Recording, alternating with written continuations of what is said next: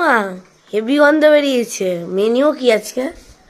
তুমি যাওয়ার সময় যেটা ডিমান্ড করেছিলে। তুমি জানো বাবা আস্তে আস্তে রাস্তায় বলছিল যে আর আমাকে আজকে ভেজ খাওয়াবে মাম্মা। তাই হ্যাঁ বলছিল? হ্যাঁ ঝুট বলছিল।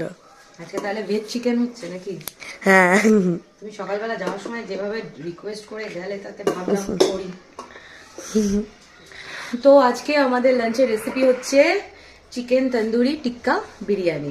অ্যাকচুয়ালি কালকে রাত্রিবেলাতে আমি আমার পুরনো একটা ভিডিও তোমাদের সাথে শেয়ার করেছিলাম, সেইটা দেখে আজকে সকালে স্কুলে যাওয়ার সময় ছেলের ডিমান্ড হয়েছে মাম্মা প্লিজ একটু ওটা বানাবে। এদিকে বাবার আজকে সময় ছিল না, সে স্কুলে দিয়ে ফ্যাক্টরি চলে গেছিল, বাজার করতে পারেনি। তো ফ্রিজে যে সামান্য চিকেন ছিল সেই দিয়েই করছি, অল্প করে 500 মতো চিকেন ছিল, তাই তার সাথে ডিম অ্যাড করছি। এদিকে ডিম আর এই কয়েকটা চিকেন ভেতরে দিয়ে দিয়েছি, আর কয়েকটা উপরে দিব। তো এই হচ্ছে আজকে আমাদের লাঞ্চে মেনু। গন্ধ কিরম বেরিয়েছে বলো?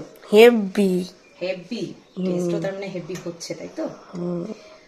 চলো আজকে আমাদের তো লাঞ্চের মেনু রয়েছে হেভি তন্দুরি বিরিয়ানি। তোমাদের লাঞ্চের মেনুকে অবশ্যই কমেন্ট করে জানিও, আর ফুল রেসিপিটা হয়ে যাওয়ার পরে তোমাদের সাথে আমি ছবি শেয়ার করবো, কারণ এখন এটা দমে বসবে। ও বাই দা ওয়ে, দাঁড়াও আজকেও দেখিয়ে দিই, মানে স্কুল থেকে ফিরে জামা চেঞ্জ করা নেই, ব্যাগ ছাড়া নেই, উনি সবার আগে এসে রান্নাঘরে ঘুরঘুর করবে। এই দেখো, ঠিক আছে? ঢুকতে না ঢুকতেই গন্ধ পেয়ে যাবে। আবার বসিয়ে দেবে। হ্যাঁ গুছানো হয়ে গেছে, বসিয়ে দেবো। আসলে কি ব্যাপারটা জানো তো, এটা বানানো ভীষণ ইজি, সমস্ত জিনিসপত্র ঘরে থাকলে খুব ইজি, আর খুব বেশি জিনিস লাগেও না। আজকে যেমন ঘরে 500 মতো চিকেন ছিল, তাই দিয়েই করছি। তো আমরা কালকে যেহেতু সকালবেলা বেরোচ্ছি, আজকে একটু বেশ গোছানো ঠোছানো অনেক কাজ বাকি আছে আমার, তো সেই জন্য রান্নাঘরে বেশি সময় দিতে পারবো না। সকালে যেই ওর রিও ডিমান্ড করেছে যে মামা এটা বানাও, আমিও দেখলাম যে 1 পট ডিশ আছে, এটাই আমার জন্য মানে সুবিধা হবে, তো আমি আর কোনো কথা না বলে এটাই বানিয়ে দিয়েছি।